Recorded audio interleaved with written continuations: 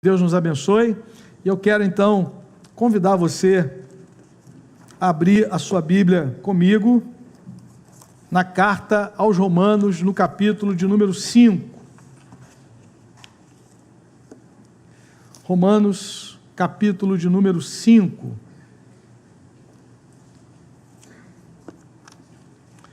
Eu quero ler com os irmãos os 11 primeiros versículos desse capítulo 5 de Romanos.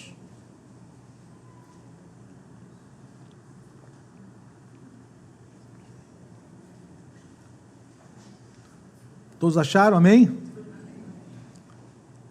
Vamos ficar de pé, irmãos, para essa leitura. Romanos 5, de 1 a 11. A palavra de Deus nos diz: tendo sido, pois, justificados pela fé, temos paz com Deus, por nosso Senhor Jesus Cristo, por meio de quem obtivemos acesso pela fé a esta graça, na qual agora estamos firmes e nos gloriamos na esperança da glória de Deus. Não só isso, mas também nos gloriamos nas tribulações, porque sabemos que a tribulação produz perseverança, perseverança um caráter aprovado, e o caráter aprovado esperança.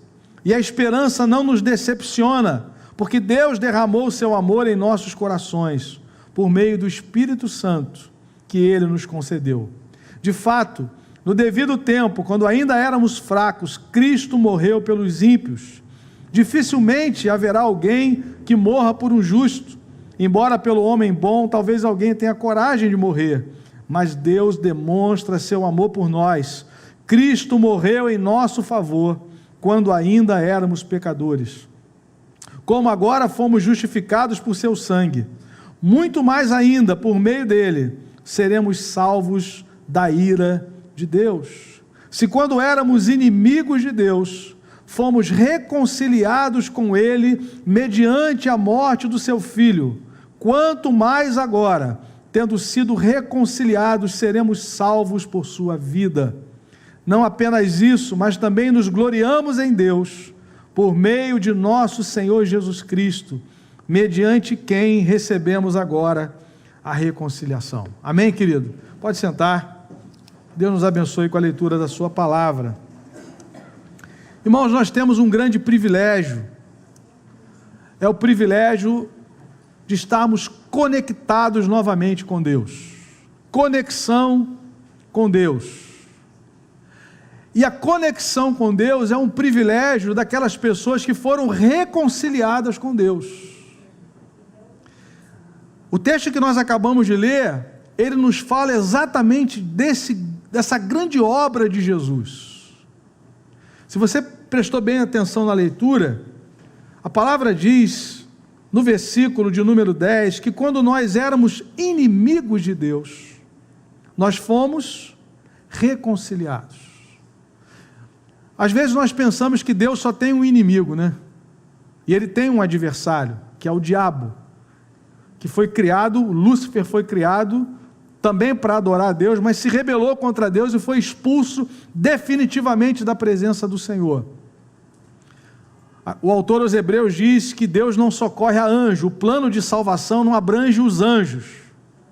Por isso, ele é o ser mais desesperado que existe no universo, porque ele sabe que os dias deles estão contados e não tem mais volta, não tem possibilidade de arrependimento. Mas para mim e para você existe, graças a Deus. A obra de reconciliação, a obra dessa restauração, dessa reconexão com Deus, ela alcança todo aquele que crê no Senhor Jesus. Mas o texto declara de uma forma muito clara, que nós vivíamos como inimigos de Deus. O nosso estilo de vida, antes de nos rendermos a Cristo, era de alguém que era inimigo de Deus. E Paulo vai destrinchar isso nas suas cartas. Ele diz que nós éramos inimigos de Deus no nosso pensamento, no nosso estilo de vida. Vivíamos como se Deus não existisse, vivíamos como se um dia não fôssemos prestar contas a Deus. Andávamos segundo o pensamento desse mundo, andávamos segundo a nossa natureza pecaminosa. éramos por natureza filhos da ira, diz Paulo aos Efésios. Mas aí, irmãos, Deus entra na história na pessoa de Jesus.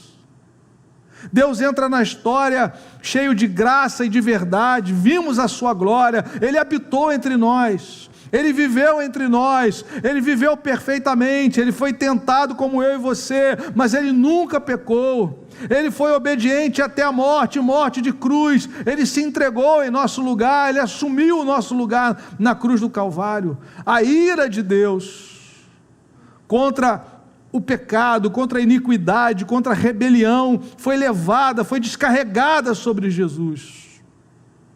Por isso que Paulo diz que nós fomos salvos da ira de Deus, no versículo de número 9, como agora justificados por seu sangue, muito mais ainda, por meio dele seremos salvos da ira de Deus.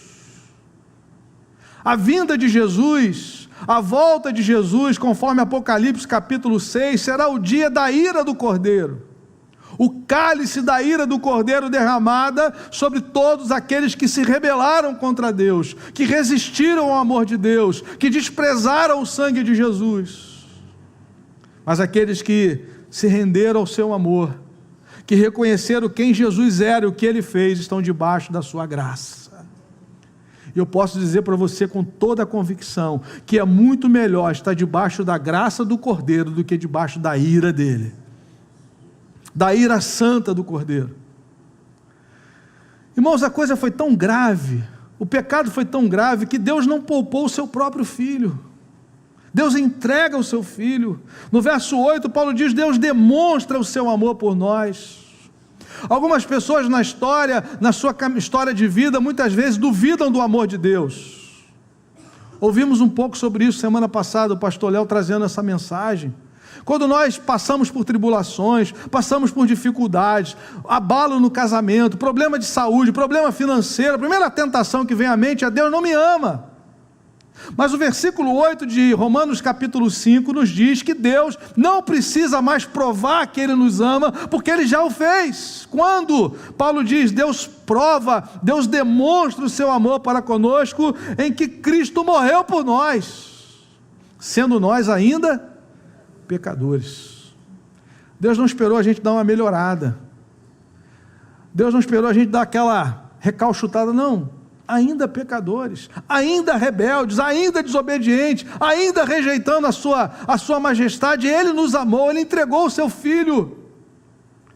Aliás, biblicamente falando, sendo bem fiel àquilo que a Bíblia diz, o sangue de Jesus, ele foi conhecido antes da fundação do mundo. Alguém já disse que antes de Deus dizer haja luz, Ele disse haja cruz.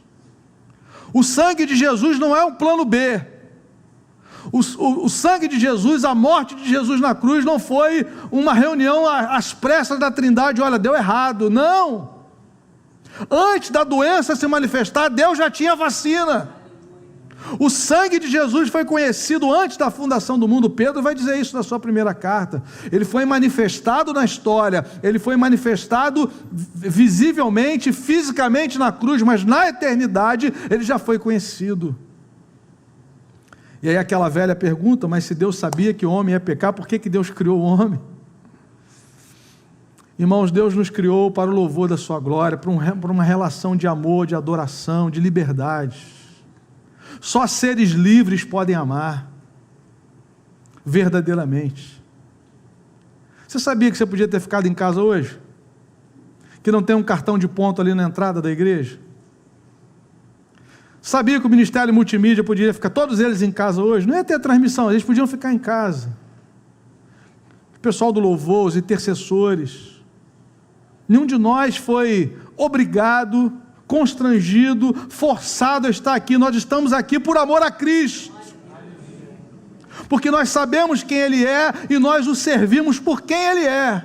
Nós sabemos para quem a gente canta, a quem a gente adora e a quem a gente serve. Nós amamos porque Ele nos amou primeiro. Tudo partiu dEle. E a reconciliação não poderia ser diferente. A reconciliação de Deus com o homem não poderia ser do homem com Deus. Essa é a diferença essencial do Evangelho de Jesus para qualquer outra religião, qualquer outra.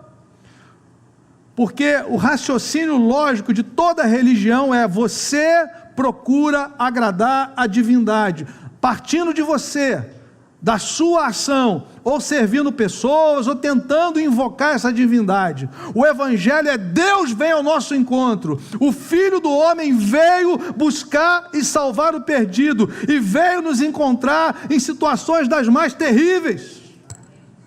Paulo diz: quando nós ainda éramos pecadores, Ele veio ao nosso encontro, para nos reconciliar com o Pai. Como é lindo ler esse texto. Paulo começa dizendo: justificados pela fé. Justificado é recebido na família de Deus. Deus olha para mim e para você e vê sobre nós o sangue de Jesus.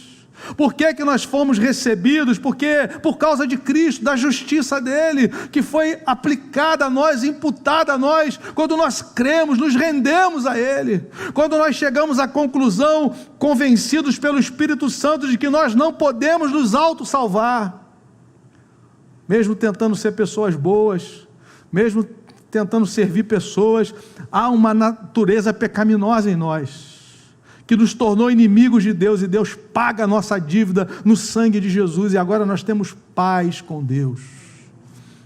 Meu irmão, que privilégio, temos paz com Deus, mas Paulo é muito claro: por nosso Senhor Jesus Cristo. Você não tem paz com Deus porque você vai até a Aparecida do Norte a pé sozinho. Você não tem paz com Deus porque acende vela segunda-feira. Você não tem paz com Deus porque vai para a encruzilhada. Você tem paz com Deus porque o sangue de Jesus te lava de todo pecado. O castigo que nos traz essa paz estava sobre Ele. Ele nos substituiu na cruz. Ele tomou o nosso lugar na cruz, querido.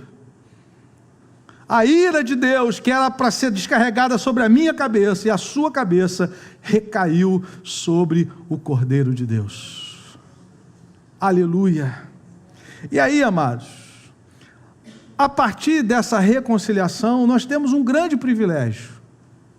Nós agora temos conexão com Deus. Agora a gente pode entrar na presença dEle. O autor aos Hebreus diz que agora nós podemos entrar no Santo dos Santos, pelo novo e vivo caminho que Jesus nos consagrou, e podemos contemplar a face dele, podemos adorá-lo, podemos glorificá-lo, exaltá-lo.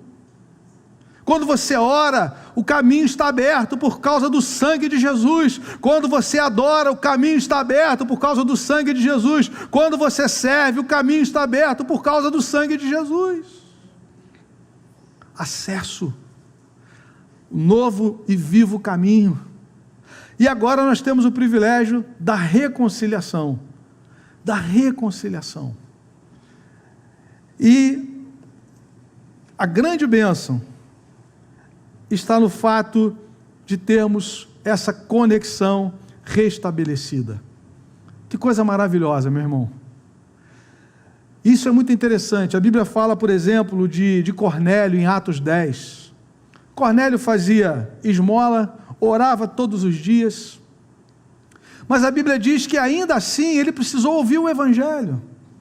Se tudo aquilo que ele fizesse resolvesse o problema, por que Deus ia mexer com Pedro na casa de Simão o curtidor, mandar Pedro ir à casa de Cornélio, mostra, revela, tira do céu, né, aqueles animais, mostra de novo várias vezes, todo esse movimento? Se a vida de Cornélio tivesse resolvida com as esmolas, com as orações incessantes, o jejum, estava resolvido. Não, mas ele precisou crer para ser reconciliado, crer no Evangelho e reconciliado. A partir daí, ele teve a sua conexão restabelecida. E nós também, irmãos, nós temos esse privilégio. Eu queria pensar nessa manhã sobre essa questão da nossa conexão com Deus. Algumas coisas bem simples, que nós temos o privilégio e nós devemos lançar mão para cultivarmos essa conexão. Nós não oramos para nos reconciliar com Deus, nós oramos porque nós já fomos reconciliados com Deus. Nós não lemos a Bíblia para nos reconciliarmos. Não, nós lemos a palavra porque já fomos reconciliados, para manter a nossa conexão. Nós não viemos à casa do Senhor, congregamos para a gente ser reconciliado. Não, a gente congrega porque nós já fomos reconciliados. São privilégios. Eu quero pensar nesses 3 aspectos nessa manhã. Em primeiro lugar, nós precisamos manter a nossa conexão com a voz de Deus, através da palavra. Vejam, irmãos, o tema da mensagem é conexão com Deus, o privilégio dos reconciliados. Já fomos reconciliados. A grande bênção que temos agora é o acesso a Deus, mas nós precisamos manter essa conexão diariamente. E eu gosto de João capítulo 10, olha que versículo tremendo. João capítulo 10, Jesus se apresenta como bom pastor, nesse capítulo 10. E é interessante que o ensinamento de Jesus, ele é muito prático, muito direto. Ele está falando para uma comunidade de pessoas que entendia bem qual era o ofício de um pastor. E ele declara no versículo de número 4, depois de conduzir para fora todas as suas ovelhas, vai adiante delas, e estas o seguem. Por quê? Porque conhecem a sua voz. Irmãos, nós precisamos ter conexão com a voz de Deus, através da sua palavra. O texto diz, primeiramente, Jesus conduz para fora as suas ovelhas. Conduz para fora aqui, está falando do chamado inicial. A igreja é composta por aqueles que foram chamados para fora, para pertencerem a Cristo, para servirem a Cristo. Fomos chamados para fora, tirados desse esquema desse mundo perverso, mundo que rejeita o governo de Deus. A conversão é sair do estado de rebelião para o estado de adoração. Nós cantamos nessa manhã que nós somos adoradores, é o que nós somos, é a nossa nova natureza. Agora, depois de nos tirar para fora, de nos chamar para pertencermos ao Senhor, o texto diz que Ele vai adiante de nós, Ele vai adiante. Ir adiante é prerrogativa do Senhor. Ir adiante é prerrogativa do Senhor, é assim que funcionava. O pastor ia à frente, e nós temos esse privilégio de sermos discípulos. Discípulo é aquele que segue, aquele que vai no seguimento de Cristo. Jesus vai à frente. Discipulado é o ato de seguir a Cristo, ou o ato de ajudar alguém a seguir a Cristo. Então, amados, Ele vai adiante das suas ovelhas, é prerrogativa do Senhor. E o texto diz que as ovelhas fazem o que em contrapartida? No final do versículo 4, as ovelhas o seguem. Jesus vai adiante porque Ele é o Senhor. As ovelhas vão atrás, o seguem, porque isso é prerrogativa de discípulo. É impossível querer ser discípulo de Jesus, eu à frente, Ele atrás.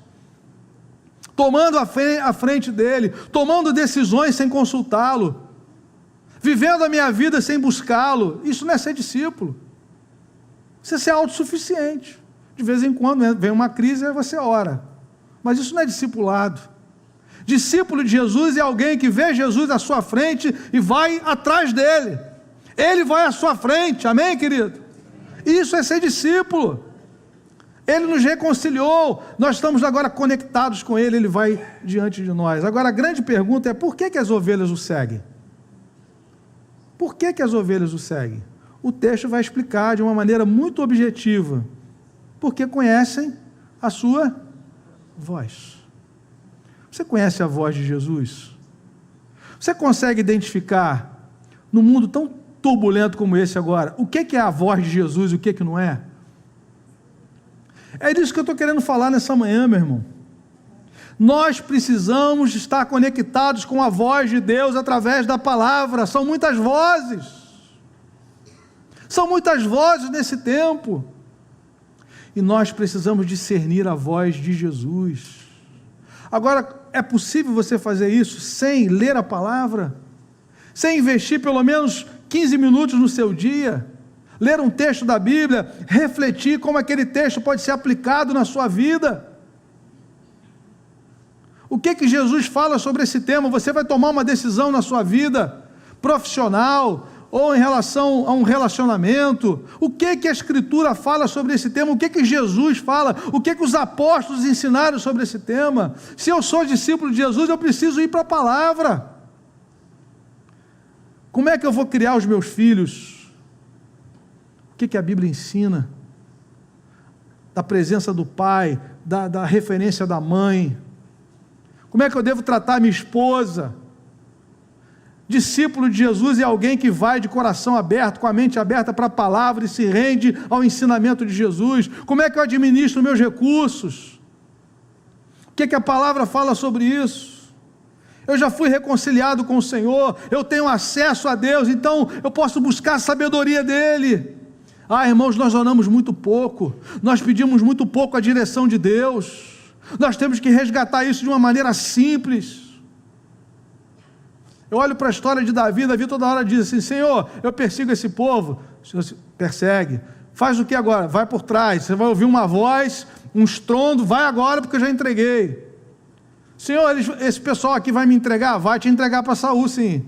Tudo ele perguntava. E nós queremos levar a nossa vida assim, sabe, irmão? Se der algum problema, eu oro. Mas o texto está dizendo o contrário. O texto está dizendo que Jesus, ele traz as suas ovelhas de fora para a presença dele e ele vai adiante delas. Não é a gente que vai à frente dele e diz aí: Senhor, vem, chancelando todas as decisões que eu tomo. Aí de vez em quando a gente vê que fez só asneira, como diz os nossos irmãos portugueses, um monte de asneira.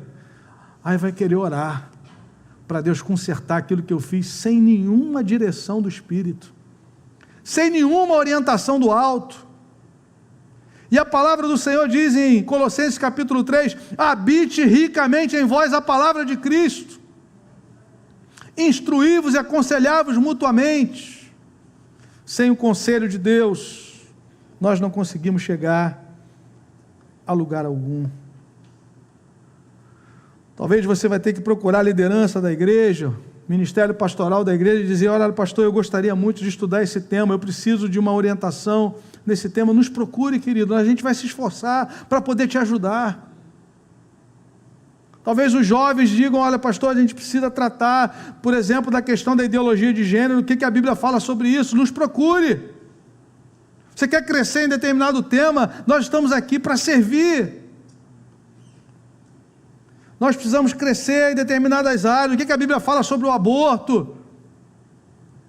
O que a Bíblia fala sobre a vida sexual de um jovem que não é casado ainda? Meu irmão, eu digo uma coisa para você: em tudo vamos encontrar resposta na palavra. O nosso Deus é um Deus que cuida de nós, que providencia tudo para o nosso crescimento, para nos enchermos do seu Espírito. Nós não precisamos ficar à mercê desse mundo, nós não devemos seguir o conselho do ímpio. Há homens e mulheres sábios e sábias de Deus nessa comunidade que pode te ajudar. Não espere a situação agravar demais e você nos procurar. Eu lamento que muitas vezes há casais vivendo uma crise profunda e só nos procuram para dizer: pastor, não tem mais jeito.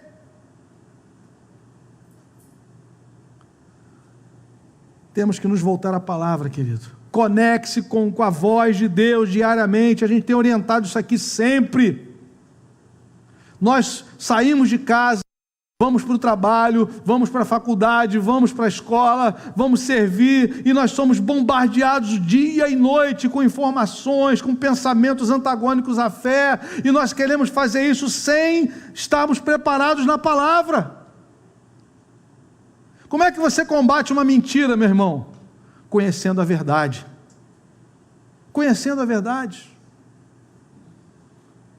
Quando você conhece a Escritura, você sabe o que é a verdade de Deus. E firmado na sua identidade em Cristo, você consegue combater aquilo que é contrário. Você identifica o que é contrário. Louvado seja o nome do Senhor. E se o próprio Filho de Deus precisou ouvir a voz do Pai, para saber quem ele era, o que ele estava fazendo. Imagine nós. Jesus vai para o deserto para ser tentado, mas ele sabe quem ele é, ele ouviu a voz: este é o meu filho amado. Foi essa voz que manteve Jesus firme, quando o diabo diz assim: olha, você está começando o seu ministério agora com 30 anos, eu vou te dar uma sugestão rápida, pula do pináculo do templo. Você imagina a quantidade de foto, de like que você vai receber? Você vai ter visualização aí para o resto da tua vida. Jesus fala assim: está escrito, ao Senhor teu Deus adorarás e só a Ele darás culto. Eu sei quem eu sou, eu sei a quem eu devo agradar na minha existência, na minha vida. Se prostrado me adorares, isso aí tudo vai ser seu. Está escrito, ao Senhor teu Deus adorarás e só a Ele darás culto. Se você conhece a verdade, meu irmão, quando a mentira chegar à sua porta, você vai saber identificar. Você vai discernir a voz de Deus. Não é isso que a Bíblia nos ensina. Não é isso que a Bíblia fala sobre sexualidade. Deus nos deu os dons sexuais, a bênção da sexualidade para ser vivenciado dentro do casamento. Hebreus capítulo 13, versículo 4, digno de honra entre todos seja o matrimônio, bem como o leito sem mácula, porque Deus julgará os adúlteros e os impuros. Sexo fora do casamento entre pessoas casadas é adultério, sexo fora do casamento entre pessoas solteiras é fornicação. É a solução maligna para tentar resolver algo que é uma bênção de Deus. Satanás sempre vem com uma solução falsa. Mas aí eu sei quem eu sou em Cristo, que o meu corpo é santuário do Espírito Santo, que não é para ser dado à prostituição. Agora, se você não conhece a verdade, você começa a aceitar que isso é normal. Não, isso é normal, pastor. Século 21, as pessoas se casam sem relação sexual antes do casamento. É isso que a Bíblia diz. Porque dentro do casamento é que está a bênção do Senhor. Deus os abençoou e eles se tornaram uma só carne, debaixo da bênção de Deus. Conecte-se com a voz de Deus. Pastor, eu não quero me expor, porque eu não quero ser chamado de quadrado. Melhor que subir quadrado do que descer redondo, meu irmão. É melhor você ter a aprovação do alto, ter a aprovação do Pai, do que ser aprovado pelos homens, do que ser aplaudido pelos homens. Não, eu não quero ser cancelado. Sou muito jovem ainda. Eu vi uma jovem agora, uma jovem na universidade, sozinha, abandonada, porque ela manifestou um voto contrário ao pensamento daquela universidade. Foi realmente atacada, massacrada. E muitas vezes acontece isso, por você ser cristão, ser fiel a Deus, você fica sozinho. Agora, meu irmão, você e Deus é a maioria. Daniel foi maioria naquela cova com Deus. Sadraque, Mesaque e Abednego lançam 3 e olham, tem 4. Fica firme na fornalha, meu irmão, que o quarto homem está aí com você. Aleluia. Agora, o problema é você não querer entrar na fornalha e ficar com um monte de gente do teu lado e Deus do lado de fora. Fica firme aí, querido. Conecte-se com a voz de Deus através da palavra. Segundo lugar, segundo exercício espiritual para quem é discípulo, que já foi reconciliado com o Pai, é a conexão com o coração de Deus através da oração. Através da oração. Atos capítulo 3, no versículo 1. Atos capítulo 3, no versículo 1. A Bíblia diz: certo dia, Pedro e João estavam subindo ao templo na hora da oração, às 3h da tarde, talvez na sua versão a hora 9, 3 da tarde. Eles estavam subindo ao templo para a hora da oração, era um hábito que eles tinham, era uma prática constante daqueles discípulos. Atos capítulo 6, a igreja começa a crescer, e eu sempre digo aqui na igreja, se você não quiser trabalhar, não peça a Deus para a igreja crescer, que vai crescer e vai crescer problema também, né? chega família nova com problemas novos, né? Quando eu vejo uma criança que vai ser apresentada aqui, eu falo assim, vai começar tudo de novo. Ministério infantil, junior, adolescente, jovem, vai ser instrução para casamento, batismo, é todo um processo de novo. Estava acontecendo isso na igreja, a igreja começa a crescer, aí as viúvas dos gentios dizem assim, olha, na hora que o ministério diaconal vai distribuir aí a cesta básica, a gente está ficando por último. Eles servem a irmã Esther, a irmã Ruth, né? Só nome hebraico, né? E aí as Helenas vão ficando para trás. Como é que a gente resolve isso?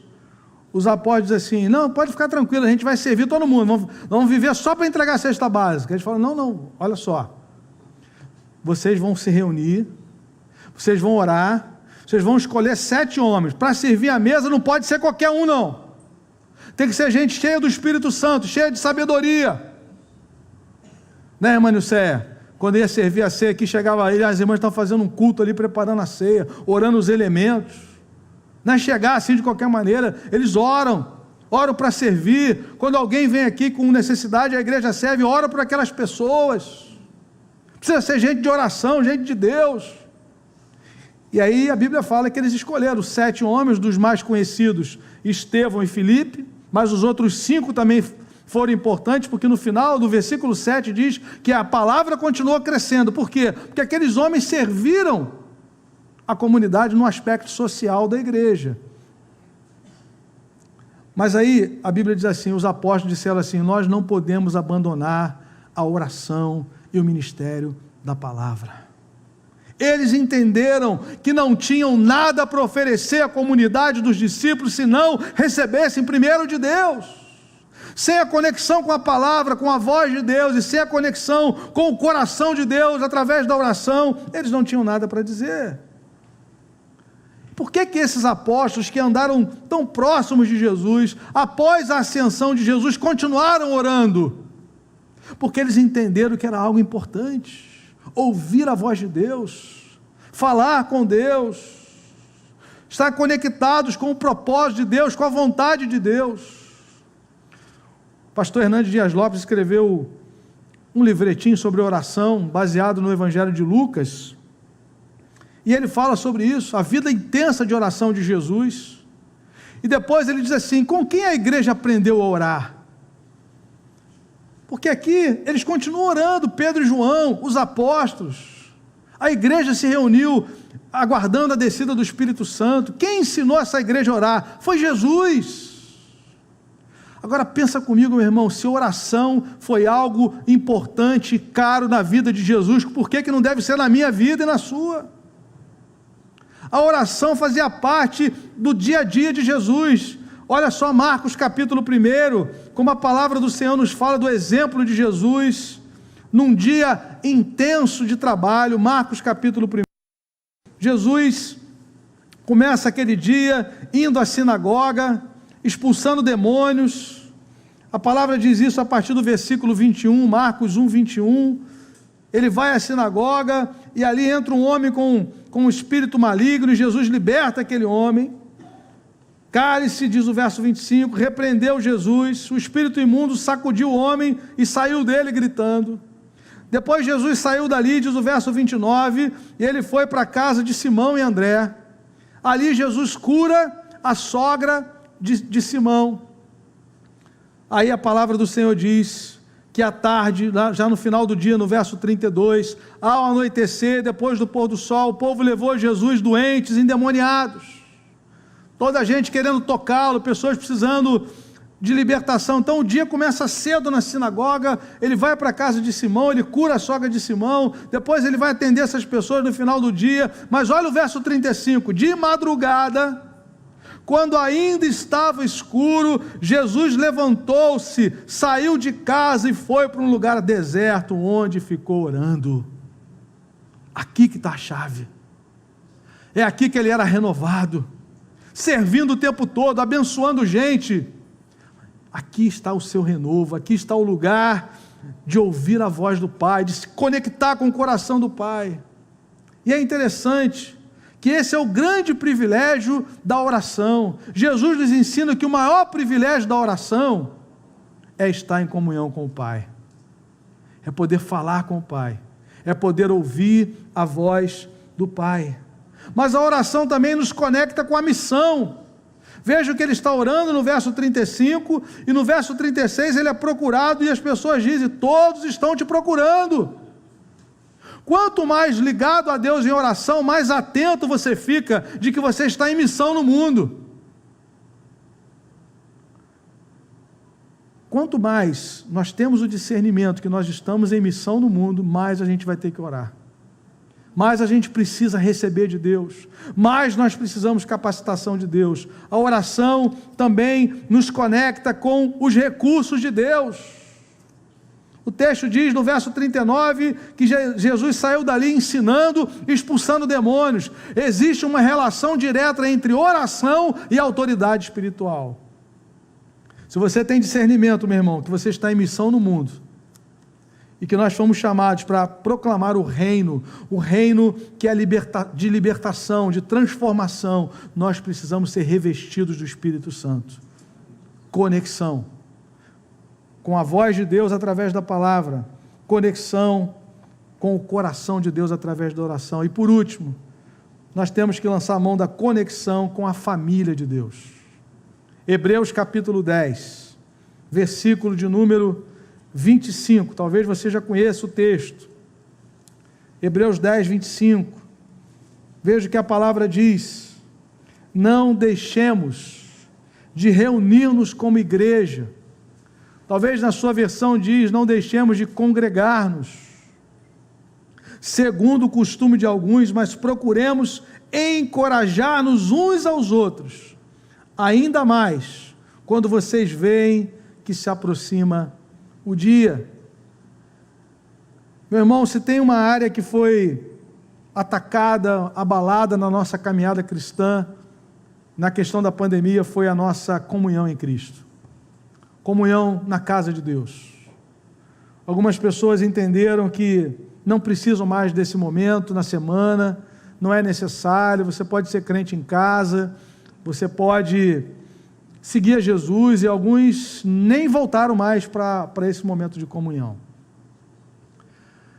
Alguém já disse que a fé cristã, ela cobra renúncia, mas ela não cobra solidão.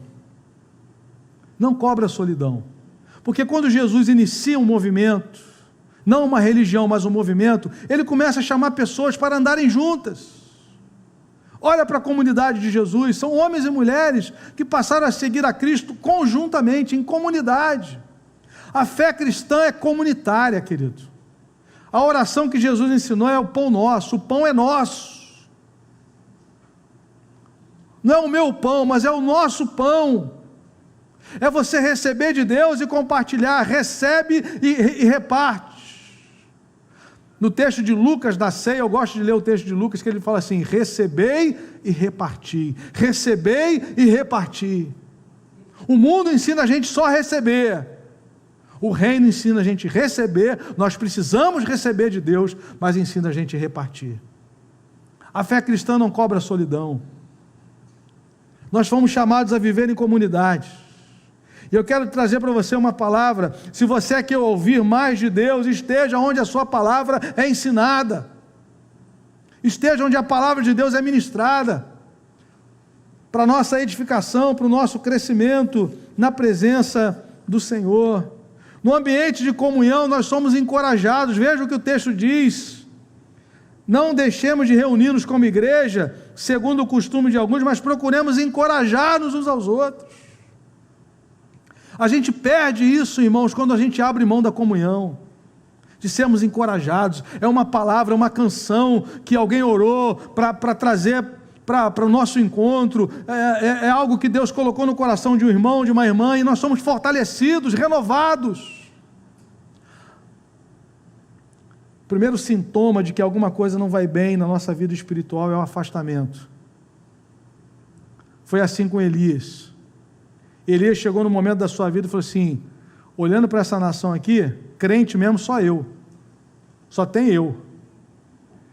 E Deus foi tratar de Elias, foi visitá-lo naquela caverna, que representava o coração dele, o desejo de afastamento, a decepção, a luta, a pressão. Depois que Deus cuida dele, do seu físico, renova as suas emoções, primeiro ele come, depois ele é renovado nas suas emoções, e Deus diz assim: Elias, volta o teu caminho, eu não abri mão de você, volta o teu caminho, unge Eliseu profeta, unge fulano, unge Beltrano. E Elias, só para concluir, ainda há 7.000 joelhos que não se dobraram diante de Baal. Você não é o único crente da história. Você acha que você é o único crente, né? Mas ainda tem mais 7.000 joelhos que não se dobraram diante de Baal. Você não está sozinho, não é para estar sozinho. Você pertence a um povo, nós pertencemos ao povo de propriedade exclusiva de Deus, nós pertencemos ao corpo de Cristo, nós pertencemos à noiva do Cordeiro. Nós não somos chamados a viver isoladamente. Quando você vem congregar, alguém vai orar por você, alguém vai te dar uma palavra, alguém vai te encorajar. Alegrar com os que se alegram, chorar com os que choram, só é possível viver isso em comunidade. No ambiente da comunhão, nós somos reanimados. Vejam aí, Filemon, você está em Hebreus, volta um pouquinho, Tito, Filemon. Veja o que Paulo diz sobre aquele irmão, lembrando naquele contexto, as igrejas se reuniam nas casas. Havia uma igreja que se reunia na casa de Filemon. O texto diz, no versículo 4, no versículo 2, diz: a irmã Áfia, a Arquipe, o nosso companheiro de lutas, a igreja que se reúne com você em sua casa. Mas vejam a atitude de Filemon na comunidade, a partir do versículo 4, na oração que Paulo faz: sempre dou graças a meu Deus, lembrando-me de você nas minhas orações, porque ouço falar, primeiro, da sua fé no Senhor Jesus, do seu amor por todos os santos, por todos os irmãos.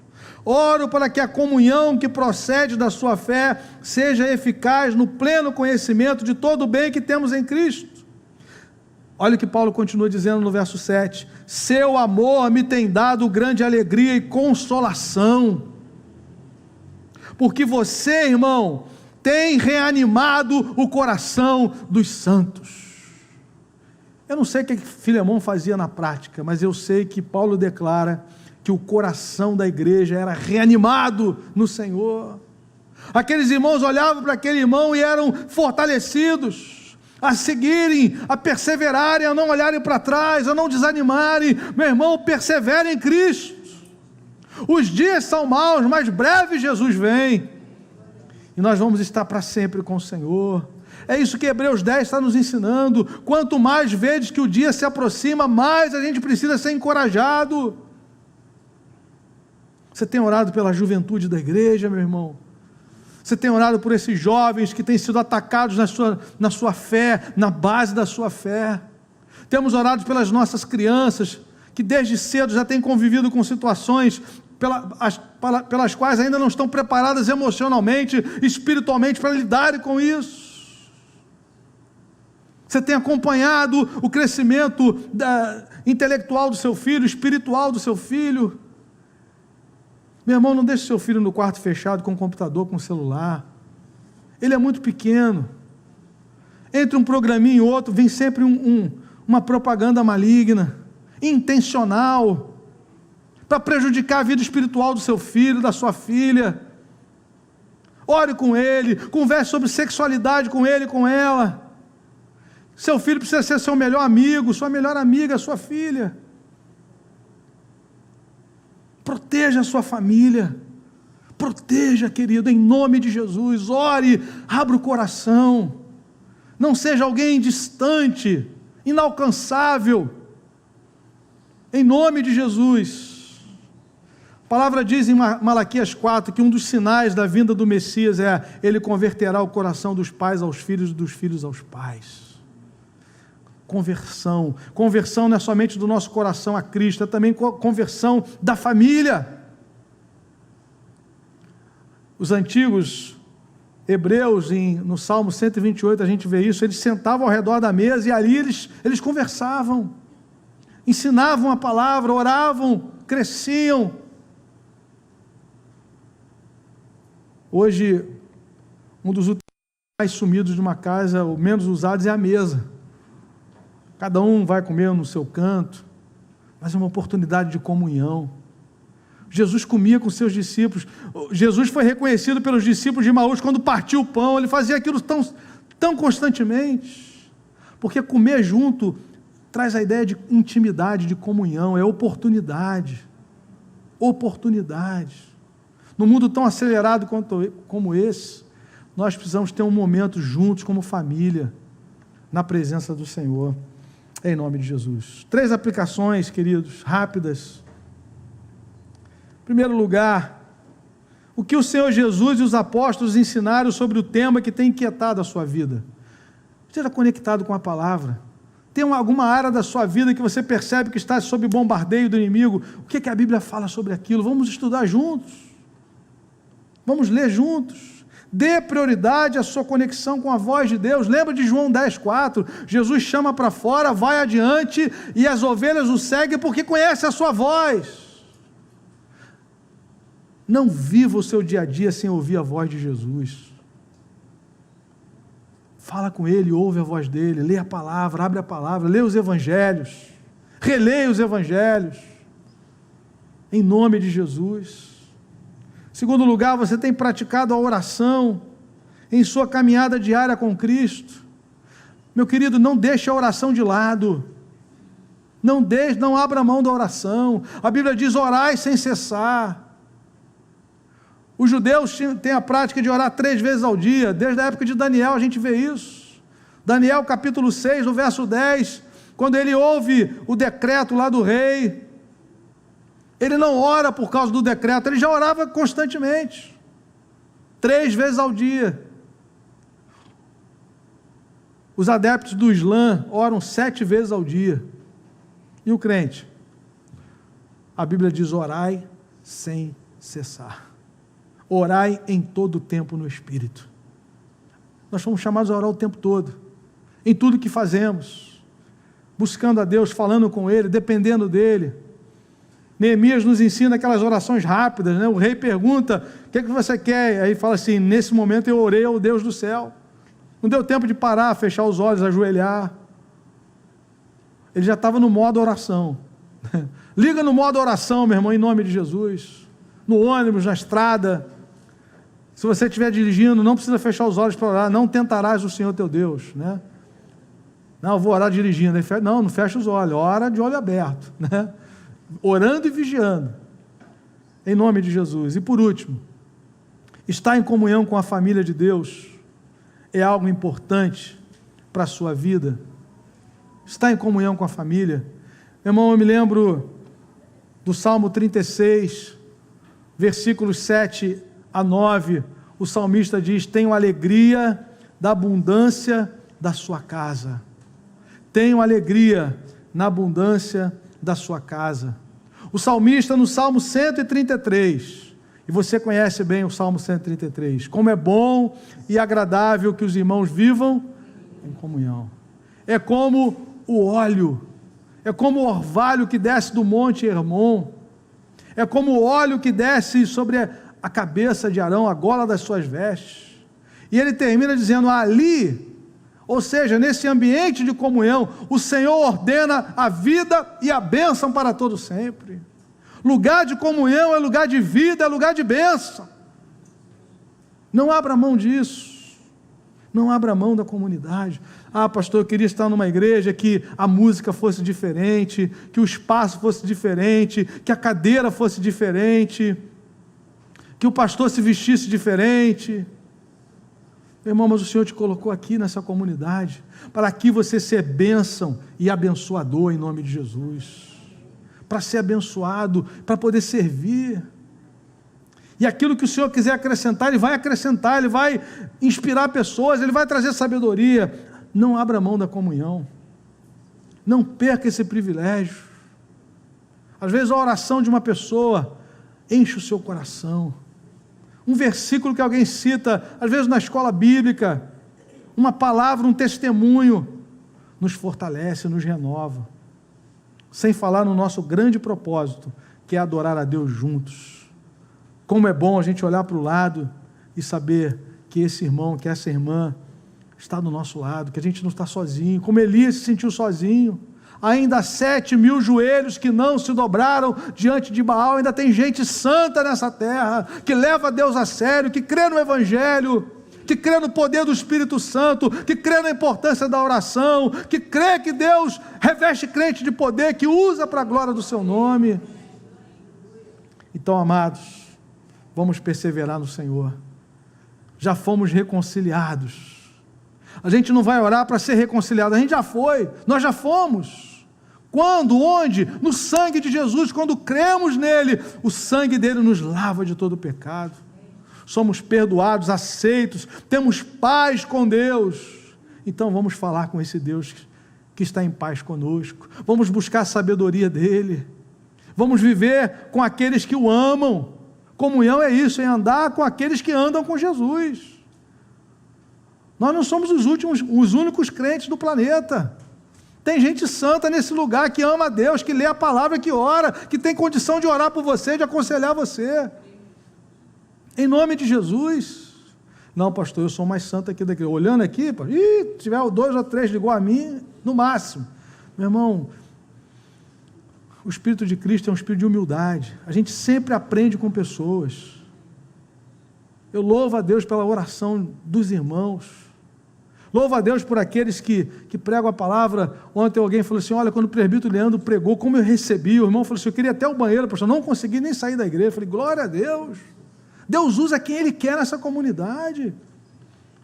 Coisa boa, a gente crescer. Poxa, aquela aula foi bênção, marcou a minha vida. Aquele louvor, aquele cântico, aquela oração.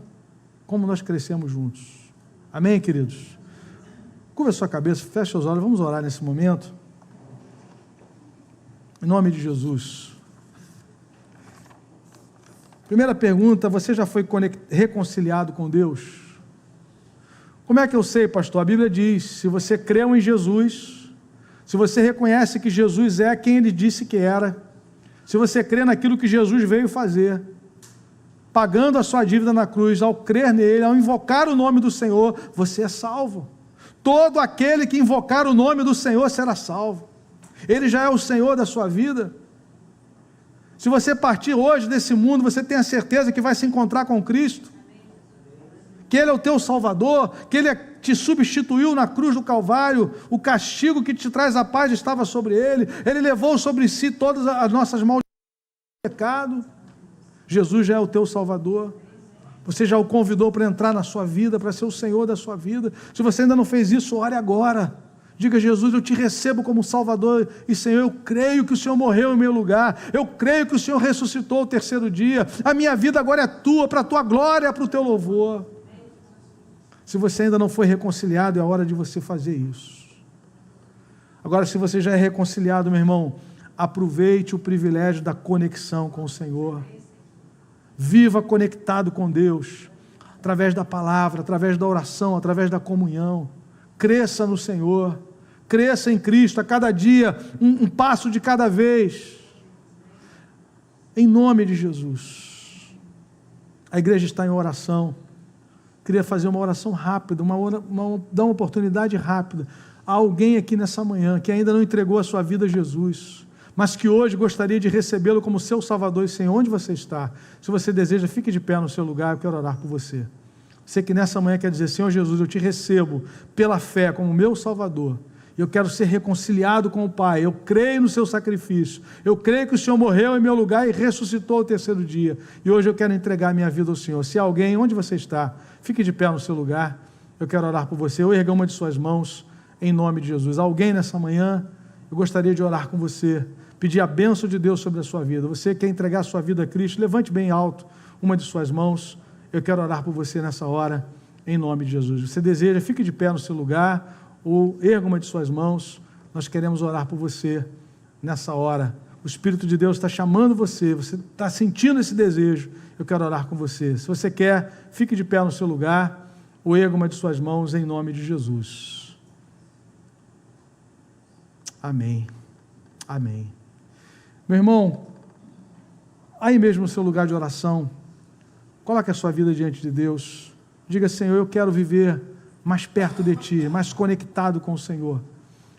Me ajuda, Senhor, a buscar a cada dia o Senhor, a ouvir a Sua voz através da Tua palavra, a reconhecer a Sua voz como meu pastor, a buscar a Tua presença em oração e a viver em comunhão com a sua família.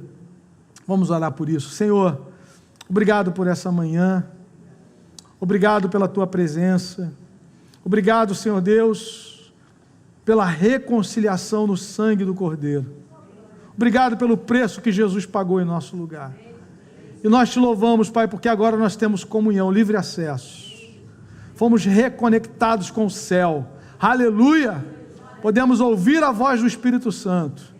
Conduz a nossa vida, Senhor. Queremos crescer a cada dia em Cristo, crescer na comunhão com o Senhor, crescer na comunhão na família de Deus, servir ao Senhor a cada dia com alegria, para a glória do Teu nome. Usa a Tua igreja, Senhor, na terra, para o louvor do Teu nome, em nome de Jesus. Amém. Teve uma